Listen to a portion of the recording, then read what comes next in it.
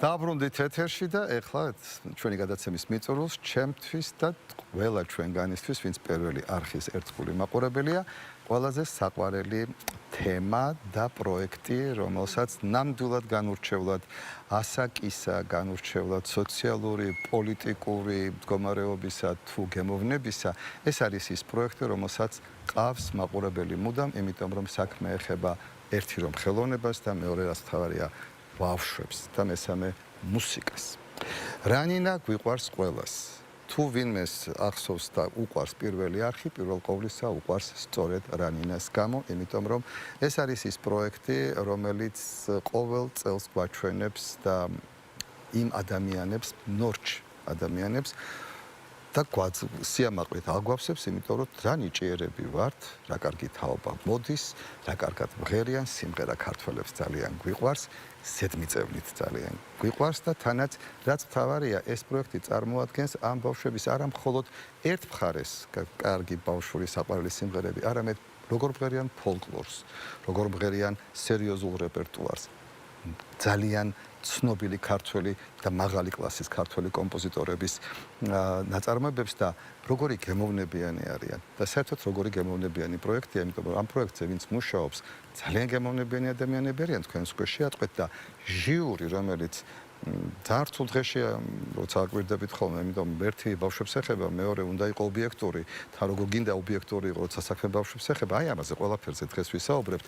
ჩვენ არაჩვეულებრივ სტუმრებთან ერთად ჟიურის წევრი, მუსიკოსი, არ მინდა ვერ ჩამოვთვლი იმდენი რეგალია აქვს ამ შემთხვევაში, მაგრამ თქვენთვის ძალიან კარგად ნაცნობი დათო ცინცაძე, დავით ცინცაძე და ასევე საკმაოდ კარგად ნაცნობია უკვე რამდენიმე სეზონის წამყვანი, თანაწამყვანი ამ პროექტის, მანამდე მონაწილე ამ რანინა საიდანაც დაიწყო ვაჩე ღვინიაშვილმა, რომელიც ახლა უკვე ძალიან კომპეტენტურია თავის აზრის შეგვიძლია გითხრას ამ პროექტთან დაკავშირებით, როგორც არა მარტო მოყოფილმა მონაწილემ, არამედ უკვე თანაწამყვანმა ამ პროექტისა და ჩვენ ცოტა ხანში შეგახვედრებთ, ახლა თქვენ უყურებთ კადრში, ჩვენი მომავალი სეზონის რანინელები, რომელთაც სულ მალე ჩვენი ვაჩე გაგაცნობთ, ახლა მე ხო არ გაგაცნობთ მათ, ეს არის მისი პრეროგატივა. დიდი მადლობა, რომ სტუდიაში ხართ ჩვენთან ერთად და დავიწყოთ წარდგენის რაღაც თავი ისეთი ვიღაც.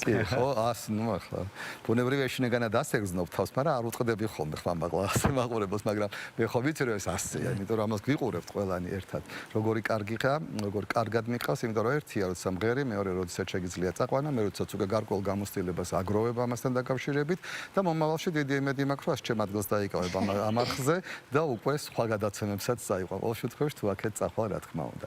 დათო, დავიწყებ ბუნებრივია, პირველ ყოვლისა 4 აპრილს იწყება ეს პროექტი, მაგრამ გარკვეული გაცნობა მაყურებელს ამისათვის არ ჭირდება, მაგრამ მაინც გარკვეული შეფასება მინდა. აი, რა აქვს ყველაზე ღირებული მაინც ამ პროექტს? მე რაღაცები ვეცადე ჩამომეთვალა ჩემი კუთხით, მაგრამ მაინც როგორც მაყურებლის, რა არის ყველაზე ღირებული, ოდესაც თვითონ მუშაობაში ჩვენ ხვდებით და შემდგომ რეზულტატსაც ვხედავთ ხოლმე?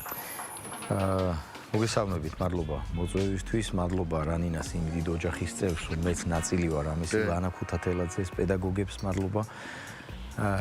რანინაზე ახლა საუბარი უკვე მარტივია. იცით, ეხლა მარტივია, თუ შედგა. იმიტომ რომ თქვენ სიყო რეზულტატი ახსენეთ და სწორედ ამის გზის გაგრძელება ეს სიმარტივეც, რომ პროექტი შედგა, პროექტმა მოიტანა ახალი თაობა და პროექტმა ხმამაღლა ნათქვამია, მაგრამ უნდა ვთქვა ასეა. პროექტმა შეცვალა დღევანდელი ქართული მუსიკის მიმართ გემოვნება და ახალგაზრდების ხედვა. პროექტმა წარმოაჩინა ღვთის ნაბოძები ნიჭი, რომელიც ბავშვებს აქვს და შემდეგ ამ ნიჭს შეუწყო ხელი საიმისოდ და ეს განაპირობებს იმას, რომ ყველა ძალიან მოწონს და ყველა ძალიან აღფრთოვანებული ამით.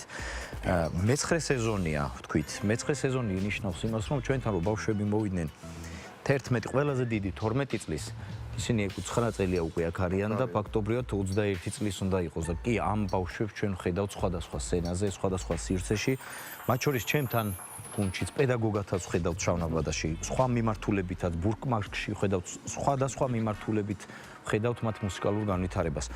და სულ რომ დავანებოთ განვითარებას. ეს არ არის მთავარი მიზანი ამ შემთხვევაში, პროფესიული კარიერა გააგრძელონ მუსიკალურ ასპარეზზე. აი ეს ნაწილი სხვასაც შეუძლია სხვაგან მიიღოს განათლება, სხვასაც შეუძლია, თუმცა საზოგადოებრივი მაუწყებლის პროექტმა რანინა მიიღო ერთხმად თუ შეიძლება ითქვათ, ერთხმად მიიღო სახალხო აღიარება და ეს გახდა სახალხო პროექტი, რომელმაც ასევე ხალხს აჩუქა ხარისხი. ხარისხი მუსიკისა, არა მხოლოდ მუსიკისა, ალბათ ვიზუალიდან დაწყებული. სიტყვა პასუხით. სულ რომ ერთი მაგალითი ვთქვა, რომელიც ძალიან ბრწყინავს და განსაკუთრებულია და ძალიან დასაფასებელია. ვაჩეს ყოფნა რანინაში, მისი სიტყვა პასუხი, მისი დამოკიდებულება ბავშვებთან, მისი მღერა თქვენ წამყვანის რანგში თქვით და ასეც არის ახლა თუ. ხო მახსოვს ვაჩე რომ იქ მღეროდა. ახლა როგორ მღერის კვარტეტი 4, აი ყველა მიმართულებით ამ ბავშვების განვითარება არის დიდი სიხარული და ჩვენი ქვეყნის ხვალინდელი მომავლის გამარჯვება და ჩვენ ვიცით ეგეთი ბევრი სხვადასხვა სიბრძნის ერთი შინაარსი რომ პერსპექტივას თუ ხედავთ და თუ გვინდა რაღაც ენერგიის ან რაღაც ჩადება რაღაცაში სამომავლოდ ეს არის მომავალი თაობაში უნდა ჩაიდოს ყველაფერი საიმისოთ რომ ჩვენი ქვეყნის მდგომარეობა ხვალ უკეთესად იყოს. ეს პროექტია რანინა, რომელიც არ არის მხოლოდ მუსიკის, ეს არის ზოგადგემოვნების, სიტყვაპასუხის, უფროსსა და უმცროს შორის დამოკიდებულების, აქ არის თქვენ აი რომ მოყვარეობის კიდე ძალიან მნიშვნელოვანია. დიდი შრომის რომ იცოდეთ ჟიურის წევრები როგორ ნერვიულობენ.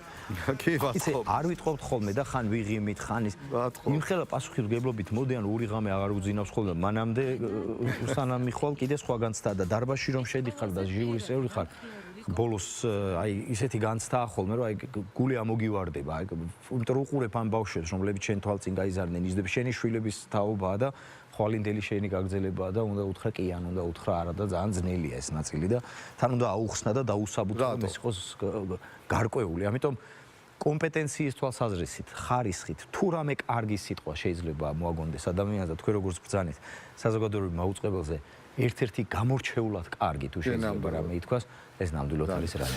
ახლა რაშია საქმე? ვაჩე ბუნებრივად დაცვაც კითხავ მე და ამაზე მინდა პასუხი. შეიძლება არატრადიციული კითხვა დავსვა ამ შემთხვევაში, მაგრამ ეს სულ მაწუხებს ხოლმე. კონკურსია. მე ზოგადად კონკურსები მაინც და მაინც არ მიყვარს, თვითონ კონკურსი დრო შეჯიბრია და ვიღაცას გულდაწყვეტილი არის აუცილებლად. განსაკუთრებით, როდესაც ეს ეხება ბავშვებს და განსაკუთრებით, როცა მათ მშობლებს, იმიტომ რომ ეს არ არის მარტივი. ერთია, როდესაც მაყურებელი რასაც უყურებს, გაიმარჯვა ვიღაცა, მერე თქვენი ერთმანეთს ეფერებით, ასე ვთქვათ, ულოცავთ, მაგრამ აი რაღაცა შინაგანი გარკვეული გულისწყეტა რომ შენ არ ახარ რჩეული, არ შეიძლება რომ არ არსებობდეს. აი როგორ შეიძლება რომ დაძლიოს ახლა შენს გამოგიცდია, შენ თავზეც გამოგიცდია მათ შორის, ხო? აი როგორ რას ურჩევ და როგორ შეიძლება რომ დაიძლიოს აი ეს გულისწყეტა, იმიტომ რომ ბუნებრივია მე-9 სეზონზეც ყველა გამარჯვებული ვერ იქნება, იქნება მხოლოდ ერთი ის გამარჯვებული. აი როგორ შეიძლება რომ აი ხლა ვინც აქ ხედან ამ ბავშვებს ვუთხრათ და ეს თავიდანვე უნდა უთხრათ, რომ ყველა გამარჯვებული ვერ იქნება და როგორ შეიძლება რომ დაძლიოს ბავშვმაც და მე დედას უთხრას და მამას რომ ნუღელავთ თქვენ კიდე უფრო მეტად ნუღელავთ ჩემზე, იმიტომ რომ კი ვარ კარგი ბავშვი თქვენი, მაგრამ სხვებიც არიან კარგი შვილები. აი როგორ უნდა უთხრათ, რა გამოცდილებას გაუზიარებ შენ ამათ? პირველ რიგში რა იგრძენი? რანინა უკვე იმ დონემდე ავიდა, რომ რანინაში მოხვედრა თვითონ ბავშვებისთვისაც ნიშნავს უკვე გამარჯვებას ხოლმე, მაგრამ ნუ გამარჯვება გვინდა მაინც როცა იქ მეც როცა დავდექი, როცა მე-4 ტური იყო მაგალითად, ან როცა ნახევარფინალი იყო, ან როცა ფინალი იყო, აი ეს რაღაც ის მოლოდინი, ან რაღაც ის სურვილი და ნერვიულობა ერთად მართლა ისეთი და მე უცებ არ გაცხადებენ შენ? ხო, და თან ამ ჟამად მე ვაცხადებ და ერთ-ერთი ყველაზე პირადად ჩემთვის ერთ-ერთი ყველაზე საუკეთესო შეგრძნება, როცა ვიღაცის სახელს გამოაცხადებ და შემდეგ ესე პირდაპირ ხედავ თუ როგორ უხარია და აი თუნდაც სრემლებს, სიხარულის სრემლებს, მაგრამ ნუ არის გულისწყეტები ბავშვებისთვისაც, მშობლებისთვისაც და ალბათ აი თავდაპირველად არის 4 ტური, სადაც ყველა ახერხებს რომ რაღაც თავის შინაგანი სამყარო, თავისი ემოცია, თავისი ნიჭი გამოავლინოს და ალბათ ამაზე უნდა დაფიქრდეს, რომ მას ქონდა უკვე ეს შესაძლებლობა, რომელიც გინდა, არ გინდა 4 ტური იყო, ძალიან ხანგრძლივი პერიოდი იყო და მან ეს შეძლო რომ ეს გამოევლინა და შემდეგი უკვე კონკურსის ნაწილია და ალბათ ნუ მე არ განმიცდია ეს თუნდაც გავარდნის მომენტი, იმიტომ რომ ნუ ესე მოხდა რომ ფინალში ვიყავი და ამიტომ ეს ცოტა სხვა კუთხის გამოცდილება მაქვს. ერთია გამთავარია, მე ვინ იღებს აი ამ თავარ იმას კიდე ესეც არის ძალიან მნიშვნელოვანი. მაგრამ ალბათ ერთი ის უნდა გავითვალისწინოთ, რომ ეს უნდა ვურჩიოთ ალბათ, რომ ეს უნდა იყოს სწორედ იმაზე დასაფიქრებელი ყველასთვის, მათ შორის ბავშვისთვისაც თუ მისი მშობლისთვისაც, რომ თუ უნდა უფრო მეტი კიდევ აქვს შანსი რომ მეტი გააკეთოს. ბაჩეს აქვს ერთ-ერთი ფრაზა, რა თქვა, მეგონა რომ ამას იტყოდა, მაგრამ მე გავიმეორებ მის ფრაზას. არასდროს დამავიწყდება ფანტასტიკური შეფასება აქვს რანინას. რანინაში არ არსებობენ ყოფილები და წარსულები. რანინაში მოდიან და მუდმივად რჩებიან ამ ნაწილში. ასე რომ ეს უკვე ძალიან დიდი ბედნიერებაა. ეს ბედნიერებაა, იმიტომ რომ ეს ბავშვები შემდეგ დუეტს ასრულებენ წინა რანინელებთან, ან იმის წინა, ან გუნდი გაკეთდა რანინას, ან სხვა კონტექსტში არიან სცენაზე წარმოდგენილი. მოკლედ, დაზარალებული არავინ არ არის. ხო, ეს არის იმ მომენტის 2-3დღიანი განცდა, რომელიც გულწრფელად გითხრათ, მშობელს უფრო აქვს ხოლმე ვიდრე. მაგალითად ახსენე მშობელი. ვერ აპატია საზოგადოებამ ნაწილობრივ სულ ამბობთ ხოლმე ამას, რომ მახსოვს მათე მარტიაშვილი ან ნიკოლოზ ხარატი რო არ გახდა გამარჯვებული და რო დატოვა, აი მთელი საქართველოს ეგონა რომ დაიქცა ამბავი და რეალურად ასე არ ხდება, ცოტა სხვანაირად არის ხო. მათეც დარჩა, იმის მერე მათე მაკედანა და შენამდე იმღერა. ისეთი რომ შეიძლება გამარჯვებული არ ახსოვდეს იმ დონეზე ვიღაცა. ეს რანინას ველია, რომელიც აი ამ წრეზე მყოფობის დროს ხან ერთი ბავშვი ამოიწევს, ხან მეორე ამოიწევს, ხან ერთმანეთს გვერდით დაუდგებიან, ხან ერთმანეთს გაამყარებენ, როგორც აი მათემ თქვათ წინა გამარჯვებული და აი ვაჩე მაგალითად ხო აი არ არის გამარჯვებული, მაგრამ ეს რანინას სახია, ასე რომ ეს იმდენად დიდი შესაძლებლობაა და იმდენად სწორი მიდგომაა კონცეფციის პერსპექტივაში და მთელი ამ მსვლელობის დროს, რომ შემიძლია მართლა ვთქვა გულწრფელად, ვინც აი ამ ტალღას არ ეჭიდავება და მოყვება და აბსოლუტური უმრავლესობის ბავშვების პრობლემებს მოყვება, აქ დაზარალებული არავინ. და კიდევ ერთი აუცილებლად თუნდაც ამას საკში უნდა ვიცოდეთ, რომ ყოველთვის გამარჯვებული შეიძლება ვიყოთ.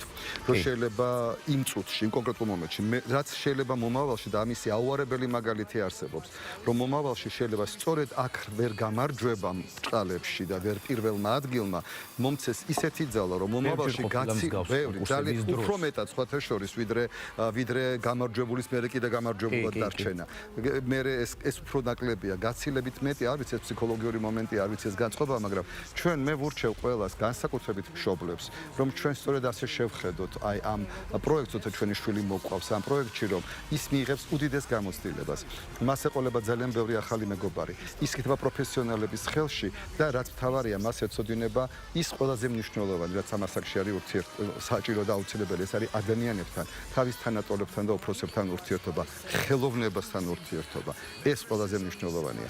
ახლა კი ჩვენ სიამოვნებით დაუთმობთ ჩვენს ეთერს იმ აი ამ არაჩვეულებრივ 9 ბავშვს, რომელიც თუ 10-10-ნი, რომლებიც აქ არიან და ვაჩე მათ წარმოგვიდგენს თუ ყველას, იმიტომ რომ ეს არის ახლა მისი საქმე. მე არ ჩავერევი ვაჩეს საქმეში. ვაჩე სიამოვნებით გითხოვ შენ ახლა ეთერს.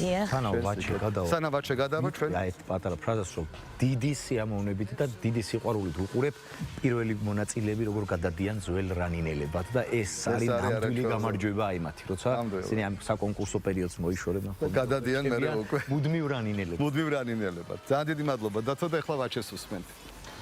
კიდევ ერთხელ ასეთ რანგში მოგესალმებით და მე ახლა შევეცდები რომ ბავშვების გრძნობები, ემოციები, მოლოდინები წარმოგიდგინოთ რაღაც პრერანინობა ხდება და ამასთან დაკავშირებით. გამარჯობა. აი ახლა თუ გვეტყვი, აი სანამ სცენაზე გადიხარ ხოლმე, როგორი შეგრძნებები გაქვს, როგორ ემზადები, როგორ ახერხებ, რომ დაძლიო ეს შენი რაღაც მღელვარება თუ ასე შემდეგ, სწორედ მაგაზე ლაპარაკობდით და საინტერესო იქნება მაყურებლისთვის შენი გამოცდილება. სცენაზე გასვლის წინ ვაჩეს სახელი და გვარის წარმოგვიდგინონ თავიანთი თავი, ხო, სულ ყველა, როდესაც ელაპარაკე. სცენაზე ელისაბედს ადამიანი ხო? სცენაზე გასვლის წინ ვნერვიულობ ხოლმე, მაგრამ ვცდილობ რომ უფრო კონცენტრირებული ვიყო, როცა სცენაზე ვდგავარ და რა თქმა უნდა მგონია რომ სცენაზე გასვლის წინ არასდროს არ ხდება ისე რომ პირვარი არ გადავიწერო და არ ვუსურო ჩემ თავს წარმატება. მე ვფიქრობ არა მარტო შენი ეს რიტუალი, მოდი ესე დავთქვი, მაგრამ მთელი საქართველო გისურვებს შენ წარმატებას. აი შენ რას გვეტყოდი შენ გზნობებზე და ემოციებზე? მე როცა სცენაზე გავდივარ ხოლმე, ცოტათი ღელვა მაქვს, მაგრამ ამ ღელვას დავძლიებ ხოლმე, ეგრე ვთქვა და სცენაზე რო გავალ, აღარ ვნერვიულობ. გასაგებია. ზურაბ ნასყიდაშვილი გახდათ, ახლა ჩვენს ყვავილთან გადავალ ლილიანასთან, ლილიანა ჩაჩანიძე. რა იყო ის რამაც მოგიყვანა რანინაში და ასევე როგორც მონაწილეს რა მოგწონს ყველაზე მეტად რანინაში? მე რანინაში მომწონს ყველაზე მეტად ჩემი მასწავლებლები. ძალიან მომწონს კიდევ იქაური გარემო. აი არ ვიცით, საოცარი ადგილია რანინა და კიდევ მე ამ რანინაში მომიყვანა იმან რომ ანუ ვიცოდი რომ სიმღერის ძალიან დიდი ნიჭი მქონდა და რაღაცნაირად ჩემმა მასწავლებელმა მითხრა რომ აუცილებლად უნდა გახვიდე რანინაში. მეც ძალიან მინდოდა რანინაში მოხვედრა და აი არ ვიცი ძალიან მიხარია. მეც ძალიან მიხარია შენი აქ და შემდეგ რანინაში ხილვა და აი შენ რო გითხრა ხა რამე განსხვავებული რანინასთან დაკავშირებით ლუკა მიქაძე აი თვითონ რანინაში რას ხედავ ისეც რამაც აქ მოგიყვანა ან თუნდაც რა ნახე ახალი რა აღმოაჩინე რა ისწავლე პირველ რიგში მოგესალმებით და რანინაში იმან მომიყვანა რომ რანინა არის ძალიან დიდი შესაძლებლობა. მე არსად არ მეგულება საქართველოში ესეთი პროექტი, სადაც ბავშვებს შეუძლიათ თავიანთი შესაძლებლობები ესე კარგად წარმოაჩინონ და თან 4 ტურის განმავლობაში ყველა მღერის და ყველას აქვს იმის საშუალება, რომ თავის თავი წარმოაჩინოს და დაამტკიცოს. შესაბამისად ეს არის ჩემთვის ძალიან დიდი გამოცდილება და ძალიან დიდი შანსი და ყველასთვის დარწმუნებული ვარ და რანინა აი ისეთი საოცრებათა ქვეყანა, რომ როგორ არ შეიძლება მოგინდეს აქ მოსვლა და მინდა ვთქვა რომ ისეთი თბილი და ლამაზი გარემოა თვითონ მუსიკალურობას რო არ შევეხოთ რომ აი ყველაფერი არის რანინა ჩემთვის და უკვე იმდენად მიყვარს რომ ჩემი დიდი ოჯახია. მადლობა. ბუთურასთან გადავალ, ნუ ესე ვეძახით ხოლმე მეგობრები, მაგრამ ისე ლუკა ბუთურიშვილია ოფიციალურად და შენაც გვეტყოდი შენ შეგრძნებებზე სანამ სცენაზე გადიხარ და ზოგადად აი ამ დეტალებზე, რომელსაც ხშირად არ ვაქცევთ ხოლმე ყურადღებას, მაგრამ ძალიან საინტერესოა. პირველ რიგში გამარჯობა ვაჩე, როცა სცენაზე გავდივარ, ისეთი გრძნობა მეუფლება, რომ ეს კონკურსი არის ჩემი და ანუ სულ ამ სცენაზე უნდა ვიყო. თავიდან ძალიან ნერვიულობ, რომ პირველი ტური უკვე მოვიდა და სცენაზე უნდა დავდგე, მაგრამ არაფერი მაქვს ანერვიულ, რადგან ესეთი ძალიან კარგი კონკურსი არის და რა თქმა უნდა არ უნდა ინერვიულოს არც ერთმა ჩვენგანმა რომ შემდეგ იქ შეიძლება გაყვეს სცენაზე და დაიბნეს, მაგრამ არ დავიბნევით, რადგან ძალიან კარგი მომღერლები ვართ. ძალიან კარგი. მეც ვფიქრობ, რომ ძალიან კარგი მომღერლები ხართ. ანა თავდგირიძე, შენ რას გვეტყოდი რანინასთან დაკავშირებით, აი ამ რანინას ფერებზე, რანინას რაღაც ბუნებაზე, შენ გიყვარს ხოლმე ესეთ რაღაცებზე ლაპარაკი და იმ მაყურებელსაც რომ ელაპარაკო. რანინა ჩემთვის არის აი ძალიან დიდი ოჯახი, ვგიჟდები რანინაზე. არ შემიძლია რანინას გარეშე ცხოვრება. უკვე ესეთი უკვე არ შემიძლია. არ შეგიძლია. და რას ფიქრობ დავით ლომიძე, შენ? რანინაზე და შენს ურთიერთობაზე.